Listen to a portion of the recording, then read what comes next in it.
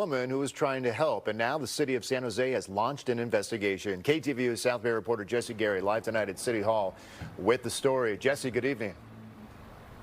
Mike, good evening to you. City officials concede it's common practice for people to alter their homes without getting the proper permits, all in an attempt to generate a little extra income on the side. The city does investigate when there's a complaint, and in this case there are complaints with each side pointing a guilty finger at the other.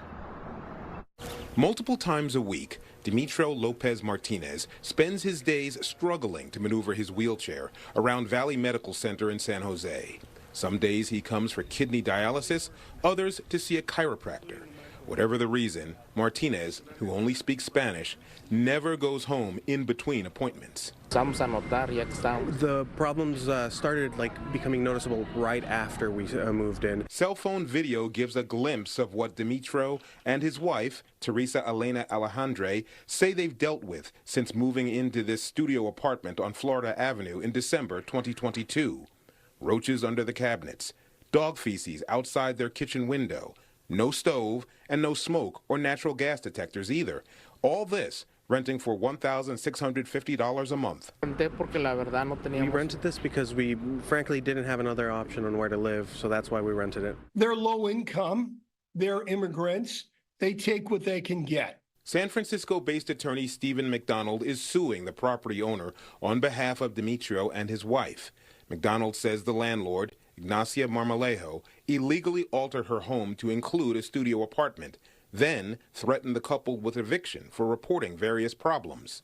It's very common for a landlord who owns a single-family home to try to augment their income by creating a separate unit when nobody's looking. I think it's ridiculous. A single divorced woman, senior citizen, living on a fixed income that's dealing with squatters, basically.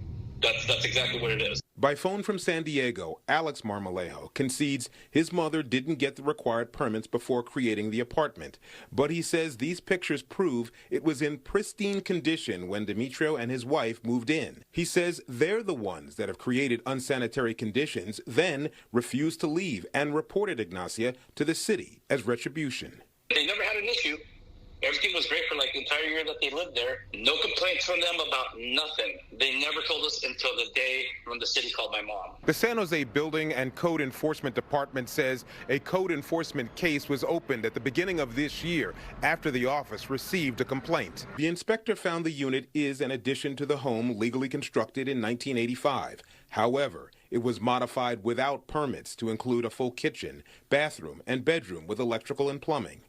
Code enforcement has ordered removing the apartment modifications or submitting applications for permits. The intelligent interpretation of that is I have to get my tenants out and do the work the city requires.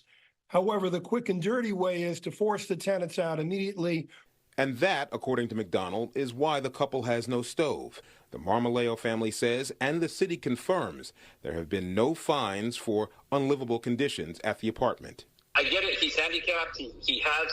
But just because somebody's handicapped, just because you have something like that, doesn't mean you're the best person in the world. The couple remains in the apartment as the lawsuit moves forward. The Marmolejo family says they believe that the whole process is tilted in favor of the renters. They're having a hard time finding a lawyer who will defend them in this case. We're live outside San Jose City Hall this evening. Jesse Gary, KTVU, Fox 2 News. Mike, back up to you. All right, Jesse, thank you.